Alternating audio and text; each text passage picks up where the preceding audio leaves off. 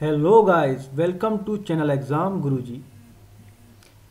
जैसा कि आप लोग मैसेजेस कर रहे थे और वीडियो में नीचे कमेंट भी कर रहे थे कि रीजनिंग पे भी वीडियो बनाई जाए। जो क्वेश्चन 2015 और 2014 के एलडीसी पेपर में आए थे उनको भी सॉल्व किया जाए, और जिस तरीके से हम एक सीरीज़ चला रहे थे उस सीरीज़ को पूरा किया जाए। तो आज मैं आप सबके लिए वीडियो लेके आया हूँ। आप सबका इंतज़ार ख़त्म हुआ। और दोस्तों, एक और ज़रूरी बात, 2015 हिंदी की जो वीडियो हमने अपलोड की थी उसमें 2 क्वेश्चन हिंदी के उसमें आंसर गलत बता दिए गए थे, और 2014 के मैथ की वीडियो में क्वेश्चन नंबर 55 लास्ट वाला, उसमें कैलकुलेशन में थोड़ी मिस्टेक हो गई थी। तो उन तीनों क्वेश्चन को भी मैं आज बताऊंगा और वो वीडियो के लास्ट में होंगे। तो आप सबसे रिक्वेस्ट है कि वीडियो को पूरा लास्ट तक देखें। जो 3 क्वेश्चन पहले के थे और आज जो 15 क्वेश्चन रीजनिंग के हम डिस्कस करेंगे, टोटल 18 क्वेश्चन, 18 क्वेश्चन हम आज डिस्कस करेंगे। तो चलिए फिर शुरू करते हैं। लेकिन शुरू करने से पहले एक बार फिर मैं आपसे वही बात जो हर बार रिपीट करता हूँ अपनी वीडियो में, कि जो भी फर्स्ट टाइम हमारी वीडियो पे आए हैं या हमारे चैनल पे फर्स्ट टाइम आए हैं, तो उन सबसे मेरी रिक्वेस्ट है कि प्लीज़ चैनल को सब्सक्राइब करें और बेल आइकन पे क्लिक करना बिल्कुल भी ना भूलें, ताकि आपको जो आने वाली वीडियो है उनका नोटिफिकेशन ईजिली मिलता रहे। पहला क्वेश्चन था, पजल से था, अजय, दीपक, वरुण, अमित, प्रीतम, कदीर और जसमीत 7 दोस्त हैं जो आशियाना, टाफिल और रिज नामक 3 अलग अलग इमारतों में रहते हैं। प्रत्येक व्यक्ति लाल, हरा, नीला, सफ़ेद, काला, पीला और गुलाबी रंग में अलग अलग रंग में अपनी पसंद की एक पतंग उड़ा रहा है, लेकिन अनिवार्य रूप से इस क्रम में नहीं है। ठीक, मैंडेटरी नहीं है कि इसी सीक्वेंस में हो वो। तो हम कंडीशन पढ़ेंगे और उस कंडीशन के हिसाब से पहले तो ये इसको जो इन्होंने कंडीशन दे रखी है इसको सेट करेंगे। ठीक, तो सबसे पहले मैं क्या करता हूँ, यहाँ पर एक फ्रेंड एफ और सी से कलर और बी से बिल्डिंग। अब पहली कंडीशन पढ़ते हैं कि कदीर एक गुलाबी पतंग उड़ा रहा है, मतलब पिंक कलर की पतंग उड़ा रहा है, और वो उसी इमारत में रहता है, सेम बिल्डिंग में रहता है जिसमें जसमीत रहता है, और उस बिल्डिंग का नाम है आशियाना। तो जो बोला है वो लिख लेते हैं। अगर कदीर को मैं क्यू से लिखूं और कलर था उसकी पतंग का गुलाबी यानी कि पिंक,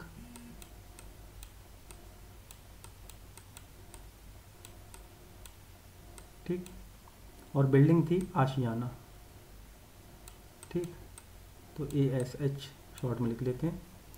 और एक बात और बोली थी कि जसमीत भी उसी उसमें रहता है बिल्डिंग में, तो जे से जसमीत, और पतंग का हमको पता नहीं है तो पतंग अभी इसको यहाँ खाली रहने देंगे, और ASH। नेक्स्ट कंडीशन थी, वरुण एक काली पतंग उड़ा रहा है और रिज इमारत में नहीं रहता है। ठीक, ये तो दिया है कि किसी इमारत में, जो रिज नाम है इमारत का, उसमें नहीं रहता, लेकिन ये नहीं दिया कि किस इमारत में रहता है। तो जो नहीं दिया उसको हम अभी छोड़ देंगे और जो दिया है उसको रख लेंगे अभी। तो वी से वरुण और काली उड़ा रहा है पतंग। ठीक, ये भी ब्लैंक छोड़ देंगे। नेक्स्ट कंडीशन जो दी है वो है कि अमित उस इमारत में नहीं रहता है जिसमें अजय और प्रीतम रहते हैं। तो एक कंडीशन ये दे दी, लेकिन इमारत का नाम नहीं बताया, तो इमारत का नाम हम अभी छोड़ देंगे। और आगे क्या दिया है, एक पीली पतंग उड़ा रहा है, तो अमित AM। ठीक, अमित पीली पतंग उड़ा रहा। ठीक, और बिल्डिंग का नाम अभी दिया नहीं है तो इसको भी छोड़ देंगे। नेक्स्ट, दीपक एक और व्यक्ति के साथ रिज इमारत में रहता है, इमारत का नाम दे दिया रिज, और एक हरी पतंग उड़ा रहा है। ठीक, दोनों चीज़ें दी हैं इसमें, रिज इमारत है और हरी पतंग है दीपक। तो दीपक को डी से, हरी पतंग, रिज इमारत। हरी,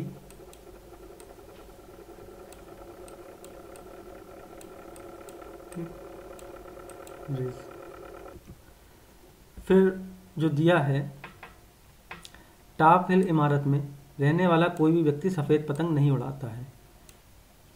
आगे दिया है केवल 2 व्यक्ति रिज इमारत में रहते हैं, जबकि इनमें से 3 टॉप हिल में रहते हैं।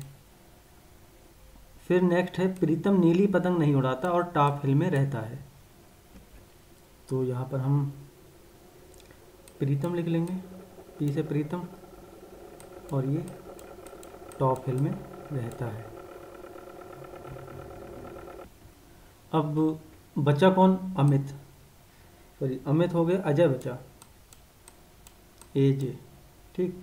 और पीछे एक कंडीशन दी थी कि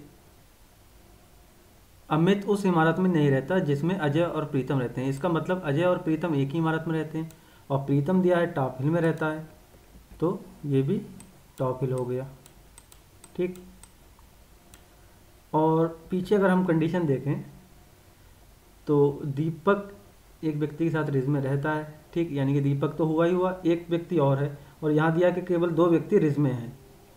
और इससे ऊपर अगर हम देखें, वरुण जो है वो रिज इमारत में नहीं रहता, तो इसका मतलब टॉप हिल में रहता है। 2 टॉप हिल में हो चुके हैं, और वरुण यहाँ पर टॉप हिल हो गया, टॉप हिल पे। और ये एक ही बचा है बिल्डिंग के लिए, तो ये रिज बिल्डिंग हो गई जो इसके साथ रहता है, ठीक। इनका कलर नहीं दिया, इनका कलर भी नहीं दिया।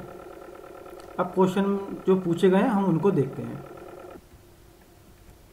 क्वेश्चन था नीली पतंग कौन उड़ा रहा है, तो देखते हैं। नीली पतंग जो उड़ा रहा है, नीली तो इसमें दिया ही नहीं है किसी का, और वैसे देखें तो दीपक जो है हरी उड़ा रहा है, दीपक नहीं हो सकता। और अजय, अजय का नहीं दिया है,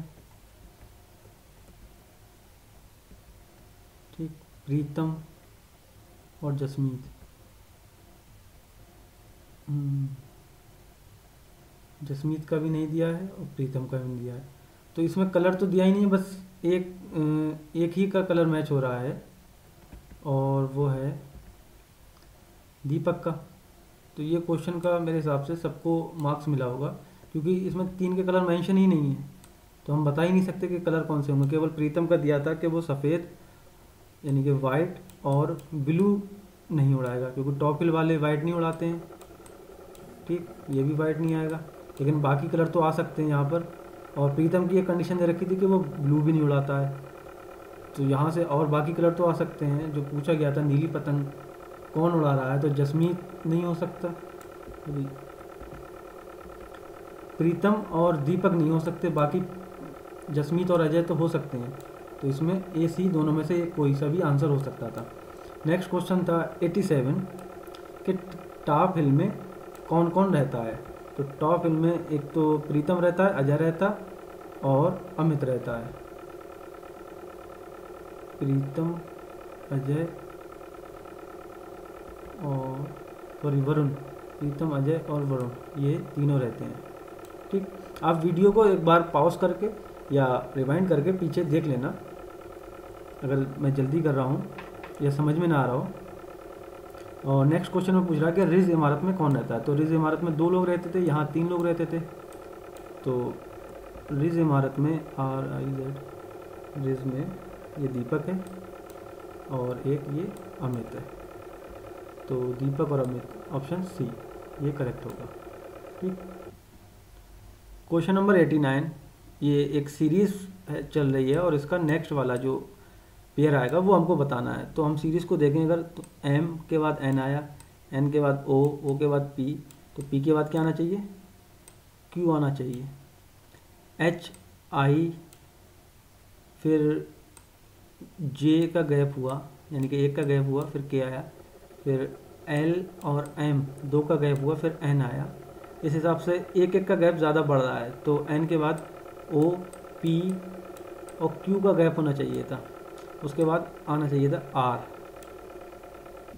तो 2 ऑप्शन हमारे यहाँ से एलिमिनेट हो गए, A और ये D वाला, QR 2 बचे। नेक्स्ट में क्या हो रहा है, ये रिवर्स चल रहा है, z के बाद w, w के बाद t, t के बाद q, और इनके बीच जो गैप आ रहा है वो 2 का आ रहा है। z के बाद y और x गायब है, और w आया, w के बाद v और u गायब है, फिर t आया, t के बाद s और r गायब है, ठीक। फिर q आया, q के बाद फिर हम यहाँ पर p और o गायब करेंगे, तो नेक्स्ट जो आएगा हमारा वो आएगा n। तो q r n जो होगा यानी कि ऑप्शन बी वो करेक्ट होगा। नेक्स्ट क्वेश्चन थे अजम्पशन से। 90 से 93 तक जो क्वेश्चन दिए हैं उसमें कथन दिया गया और निष्कर्षों पर हमें विचार करना है, ठीक। पहले के लिए ए लगाना है, यदि निष्कर्ष एक निकलता है तब ए, अगर दोनों निष्कर्ष सही हैं तो बी, और दोनों में से कोई भी नहीं है तब सी, और दोनों सही हैं तब डी होगा। 90 क्वेश्चन है जो दिया गया है कि कथन है, इस बात की प्रति चिंता बढ़ रही है कि पानी राजनीतिक, सामाजिक और आर्थिक विक्षोभ का एक ज्वलित मुद्दा होगा। तो निष्कर्ष जो दिया गया है वो पहला है, पानी की वैश्विक कमी एक स्थानिक रूप ले रही है। तो इसका जो आंसर, ये जो निष्कर्ष है वो इससे मैच कर रहा है। दूसरा, पानी की कमी का हमारे जीवन पर गंभीर प्रभाव पड़ेगा, ये भी मैच कर रहा है। तो आंसर जो होगा वो इसका 90 का वो डी होगा। नेक्स्ट 91 में बोल रहा है कि कुछ राजनेता खुद विलासिता का जीवन जीते हुए और मर्सिडीज में घूमते हुए जनता को सादगी का उपदेश देते हैं। निष्कर्ष है, सभी राजनेता विलासितापूर्ण जीवन व्यतीत करते हैं। तो सभी तो ये पहले ही गलत हो गया, यहाँ पर कुछ बोला गया है, कुछ राजनेता, तो पहला नहीं हो सकता। उपदेश देने और खुद पालन करने में बहुत बड़ा अंतर है, तो ये इसका पालन कर रहा है। तो 91 का जो होगा, एक ही निष्कर्ष निकला सेकंड वाला, तो बी आंसर, इसका आंसर बी होगा। 92, प्रत्येक प्राकृतिक उपचार नुकसान रहित नहीं होता है और इसका उपयोग सावधानी से करना चाहिए। प्राकृतिक उपचार वैज्ञानिक तौर पर प्रमाणित नहीं है, ऐसा कहीं भी कथन में नहीं दिया गया है, तो हम अपनी तरफ से नहीं बोलेंगे। प्रत्येक प्राकृतिक चीज़ का कोई उपप्रभाव नहीं होता है, तो यहाँ प्रत्येक दे दिया, ठीक। और बोला है कि चीज़ का कोई उपप्रभाव नहीं होता है, तो यहाँ पर क्या दिया था, नुकसान रहित नहीं होता, इसका मतलब नुकसान होता होगा उसका भी कुछ, तो ये भी इसमें मैच नहीं कर रहा। जो आंसर होगा वो 92 का सी होगा।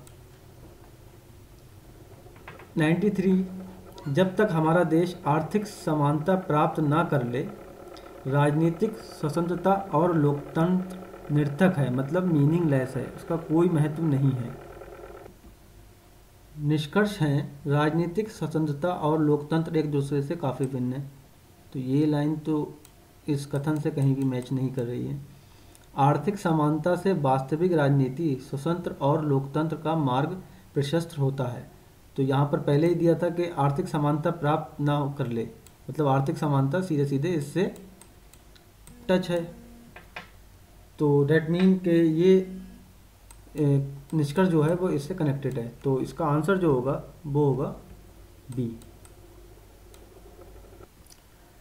नेक्स्ट क्वेश्चन है ब्लड रिलेशन से। और दोस्तों, ब्लड रिलेशन पे एक इंडिविजुअल वीडियो भी मैंने अपलोड की है जिसमें डिटेल से बताया गया है, तो प्लीज़ आप उस वीडियो को भी देख लें। राहुल की माँ, ठीक, तो मैंने उसमें वीडियो में बताया था कि राहुल मेल जो होगा उसको हम ट्रायंगल के अंदर रखेंगे और फीमेल सर्कल के अंदर, जिससे कन्फ्यूज़न ना हो सके। माँ है तो ऊपर जाएगी, ठीक।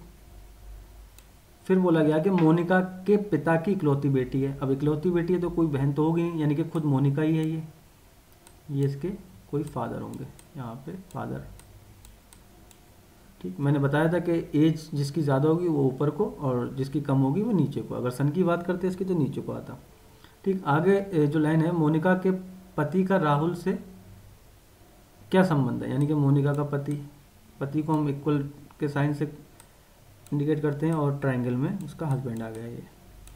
अब राहुल का इससे क्या संबंध है, तो राहुल के ये पिता होंगे। नेक्स्ट क्वेश्चन है 95, एक निश्चित संख्या में ऊंट और उनकी बराबर संख्या के व्यक्ति हैं। मतलब जितने ऊँट हैं और उतने ही आदमी हैं। मालिकों में से आधे अपने ऊँटों की पीठ पर सवार हैं, आधे ऊँट की पीठ पर सवार हैं और आधे पैदल चल रहे हैं। यदि ज़मीन पर चल रहे पैरों की संख्या 70 है तो ऊँटों की संख्या कितनी होगी? तो ऊँट तो जो भी होंगे वो पूरे चल रहे होंगे, लेकिन आदमी जो है वो आधे ऊँटों पे हैं, तो उनके पैर ज़मीन पे नहीं होंगे, आधे आदमियों के ही पैर होंगे। तो ये आधे आदमियों के पैर आधे आदमियों की संख्या जो है वो आधे प्लस ऊँट, उनके ये इतने पैर होंगे। तो इस क्वेश्चन को मैं ऑप्शन से सॉल्व करूँगा। अगर मैं ऑप्शन बी लेता हूँ तब ऊँटों की संख्या कितनी होगी? 14, और आदमियों की संख्या भी कितनी होगी? 14। लेकिन क्या बोला है कि उसने आधे लोग, तो आधे लोग कितने हो गए? 7, ठीक। और ऊँटों के पैर कितने होते हैं? 4, 14 चौका 56, और आदमी के जो पैर होते हैं वो कितने होते हैं? 2, तो कितने हो गए? ये 14। अगर मैं इनको ऐड कर दूं तो ये कितना हो रहा है? 70, और 70 ही बोला गया था क्वेश्चन में कि पैरों की संख्या जो है वो 70 है। तो डेट मीन के ऑप्शन बी जो है वो सही है, इसमें 14 ऊँट हैं। क्वेश्चन नंबर 96, किसी खास कूट भाषा में 15789 को XTZAL और 2346 को NPSU लिखा जाता है। उसी कूट भाषा में 23549 को क्या लिखा जाएगा? तो सबसे पहले हमें देखना है कि 2 को क्या लिखा है? N, 3 को लिखा है P, 5 को लिखा है T, और 4 को लिखा है S, और 9 को लिखा है L। तो NPTSL, NPTSL ऑप्शन सी आपका करेक्ट आंसर होगा। क्वेश्चन नंबर 97, श्रृंखला 5, 2, 5, 10, 20, 40 के किस पद का मान 1280 होगा? मतलब nth टर्म हमको पता करनी है, और जो सीरीज चल रही है वो AR1, ठीक, AR2 और AR3 डैश डैश ऐसे जा रही है, ठीक। तो 5, 10, 20, 40, ठीक। तो A बराबर यहाँ पर क्या आया? 5 आ गया। और जो R हमको निकालना है, एक फार्मूला होता है इस nth टर्म निकालने के लिए, ARn-1। तो A हमको पता लग गया। R हमको निकालने के लिए ये नेक्स्ट टर्म होती है upon previous term. Next term क्या है? 10, और प्रीवियस टर्म क्या है? 5। यह आ जाएगा R बराबर 2। अगर यहाँ इस फार्मूले में मैं इसको पुट करूँ तो nth किसका पूछ रहा है? 1280 का। 1280 इज इक्वल टू A बराबर 5 है और R बराबर 2 है, और ये n की पावर -1 हो गया, ठीक। अब ये 5 से ये कट जाएगा, कितना बचेगा? 2, 5, 6, और अगर मैं इसको सेपरेट कर लूँ तो 2 की पावर n इंटू 2 की पावर -1, ठीक। और इस 2 की पावर -1 को मैं अगर इस तरीके से लिख लूँ, 2 की पावर n अपॉन 2, ये स्क्वायर हो गया, स्क्वायर नहीं होगा, ये 2 की पावर n अपॉन 2, और बराबर में ये 256 है ही। तो अगर इसकी क्रॉस मल्टीप्लिकेशन होगी, ये कितना हो जाएगा? 512, जब 2 इधर को जाएगा, और यहाँ पे क्या बचा? 2 की पावर n। अब बेस सेम करेंगे तभी हमको n की जो है वैल्यू पता लगेगी। तो 2 की पावर ये कितना हो जाएगा? 9। 512 को लिख सकते हैं हम 2 की पावर 9, और ये 2 की पावर n। अब बेस सेम है तो n की वैल्यू यहाँ से हमको पता लग गई, वो है n बराबर 9, यानी कि ये 9th टर्म पे होगा। क्वेश्चन नंबर 98, किसी कक्षा में लड़कों की संख्या लड़कियों की संख्या की तिगुनी है। लड़कों की संख्या लड़कियों की संख्या की तिगुनी है। तो अगर लड़की की संख्या x है तो लड़कों की कितनी हो गई? 3x। और अगर मैं बोलूँ कि टोटल क्या क्लास की संख्या होगी तो वो हो जाएगी 4x। डेट मीन कि वो 4 का मल्टीपल होगा। जो भी क्लास की संख्या होगी, हमको नहीं पता क्योंकि वैल्यू नहीं दी गई है, इसलिए हम नहीं बता सकते एग्जैक्टली कि कितनी वैल्यू है, बट हम ये कह सकते हैं कि वो 4 के मल्टीपल में होगी। तो 4 के मल्टीपल में हम देख लेते हैं कौन कौन सा ऑप्शन है वो होगी, और हमसे पूछा गया कि कौन सी नहीं हो सकती वो बताना है। तो 48 होगी, और 44 भी होगी, और 40 भी होगी, 42 नहीं होगी। ये करेक्ट आंसर हो जाएगा आपका सी। क्वेश्चन नंबर 99, एक स्थान से मानवीर पूरब की दिशा में चलता है। अगर मैं दिशा ये बोलूँ, ये ईस्ट है, पूरब, तो ईस्ट वेस्ट नॉर्थ साउथ, यानी कि पूरब पश्चिम उत्तर दक्षिण। तो अब वो गया किधर है? मानवीर जो है पूरब की दिशा में चलना शुरू करा, मतलब कि वो ऐसे चला और 35 मीटर चला। उसके बाद वो अपने दाईं ओर मुड़ा और 20 मीटर चला। तो दाईं ओर मुड़ेगा तो ये नीचे को जाएगा, और 20 मीटर चला। अब वो फिर अपने दाईं ओर मुड़ा और 35 मीटर चला।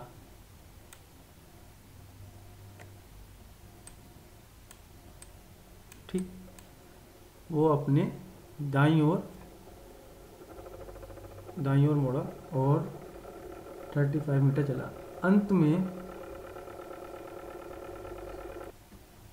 अंत में वो अपने बाईं ओर मुड़ा। बाईं ओर मतलब ये यहाँ पे नीचे को गया और 20 मीटर फिर चला, और अपने गंतव्य स्थान पर, जहाँ पर से जाना होगा वहाँ पहुँच गया। चलना शुरू करने के स्थान से, यानी कि यहाँ से अब वो कितनी दूरी पे है, तो यहाँ से यहाँ तक की दूरी कितनी हो गई, क्योंकि ये इक्वल है 35-35, ये हो गई 20, और 20 और नीचे को चला तो ये कितनी होगी टोटल जोड़ के 40।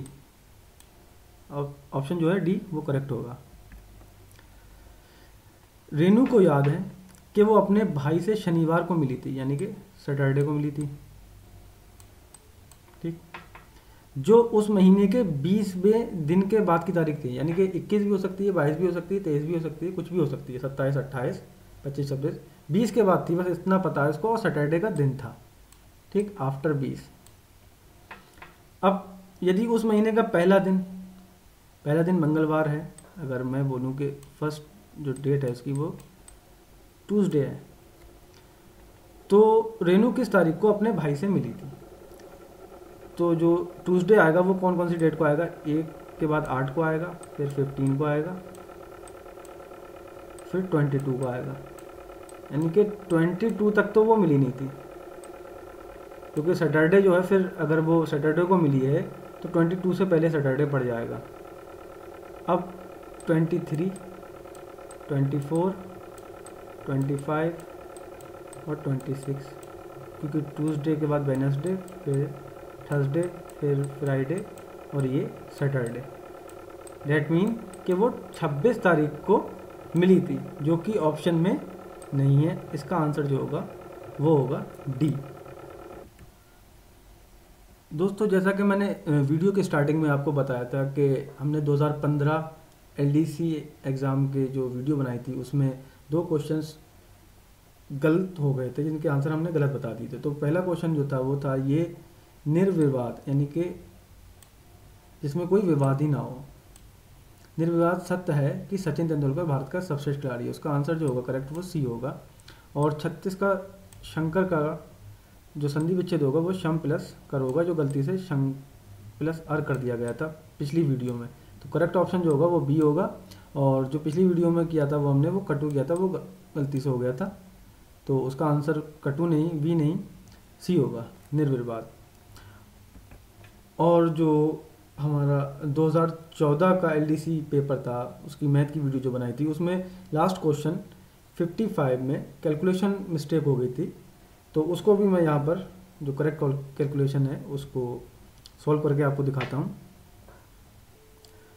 क्वेश्चन इस तरह था कि एक प्लेन है, वो आधा घंटे लेट उड़ा शेड्यूल टाइम से, और उसको जाना कितनी दूर था? 1500 किलोमीटर दूर जाना था। फिर उसने क्या किया कि अपनी स्पीड को 33.1/3% बढ़ा दिया, ताकि वो जो टाइम है उस पर पहुँच सके। तो हमको क्या बताना है? जो उसकी इंक्रीज स्पीड है वो बताना है।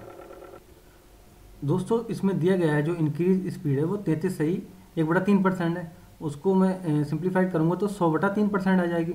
अब इस परसेंटेज को मैं फ्रैक्शन में चेंज करना चाहता हूँ, तो उसको फ्रैक्शन में चेंज करने के लिए फ्रैक्शन हटाना, ये परसेंटेज हटाने के लिए यहाँ पर अपॉन में 100 से मल्टीप्लाई करना पड़ेगी। ये 100 से 100 कट जाएगा और जो फ्रैक्शन में आएगा वो आएगा 1/3। उसने स्पीड बढ़ाई, डेट मीन कि अब जो है उसकी स्पीड 4/3 हो गई है। और मैं कह सकता हूँ कि ये अगर मैं x लगा दूँ, ये 4x, अब की स्पीड जो 4x है, पुरानी स्पीड जो है वो 3x है। तो अकॉर्डिंग टू क्वेश्चन 1500 किलोमीटर जा रहा था पहले तीन की स्पीड से, तो जो टाइम लगता होगा 1 घंटा 2 घंटा 3 घंटा जितना भी लगता होगा, और अब उसने क्या किया 1500 ही जाना है, स्पीड कर दी 4x, तो टाइम तो कम लगेगा, ठीक। और कितना कम करना है उसको टाइम, जो स्पीड बढ़ाई है उसको कवर करने के लिए उसको आधा घंटा करना है, तो आधा घंटा यहाँ पर ऐड हो जाएगा। उसने इतनी स्पीड बढ़ाई है कि बस आधा घंटा कवर कर ले, वो जो टाइम है उस टाइम पे पहुँच जाए, तो वो यहाँ पर कवर हो जाएगा। पिछली वीडियो में क्या हुआ था कि ये यहाँ पर इस जगह पे हमने गड़बड़ कर दी थी, ये माइनस कर दिया था, तो माइनस नहीं होगा यहाँ पे। अब ये वाली साइड हम इधर ले जाएंगे तो ये माइनस हो जाएगी, ये प्लस की प्लस ही रहेगी, तो ये हो जाएगा 1500 upon 3x minus 1500 upon 4x is equal to 1/2। और हाँ, एलसीएम रिलेटेड टाइम भी उसमें यहाँ पर गड़बड़ कर दी थी, 45 की जगह 75 लिख दिया था, 7500। तो अब एलसीएम लेंगे इसका यहाँ पर, तो ये तो 12x आ जाएगा, और यहाँ 12x बनाने के लिए 4 से मल्टीप्लाई करना पड़ी होगी, तो ऊपर भी 4 से करेंगे, तो यहाँ पर 6000 माइनस यहाँ पर 3 से की होगी, तो यहाँ पर 4500 और ये 1/2, इससे ये कट गया। ऊपर बचा हमारा 1500 upon 6x is equal to 1, और इस 6 से मैं यहीं काटूँ इसको, तो ये आ जाएगा 6 दूनी 12 और 3 बचे 0, 6 पंजे 30 और 250। तो 250 अपॉन x बराबर 1, अगर x इधर जाएगा तो x बराबर ये 250 आ जाएगा, ठीक। और पूछा क्या है हमसे कि इंक्रीज स्पीड कौन सी है हमारी, वो है 4x, और पुरानी स्पीड थी हमारी 3x। अगर पुरानी पूछता तो 3 से मल्टीप्लाई करेंगे, ठीक, और उसने पूछी है इंक्रीज तो 4 से मल्टीप्लाई करेंगे, तो 4 से मल्टीप्लाई करने के बाद ये 250 × 4 जो होगा वो 1000 आ जाएगा, 1000 किलोमीटर पर आवर। दोस्तों आज की वीडियो में इतना ही। उम्मीद करता हूँ कि आपको ये वीडियो पसंद आई होगी, और वीडियो पसंद आई हो तो वीडियो को लाइक करें, शेयर करें, और जो भी लोग हमारे चैनल को सब्सक्राइब करने से रह गए हैं वो चैनल को ज़रूर सब्सक्राइब करें, ताकि आने वाली वीडियो आपको मिल सके। धन्यवाद।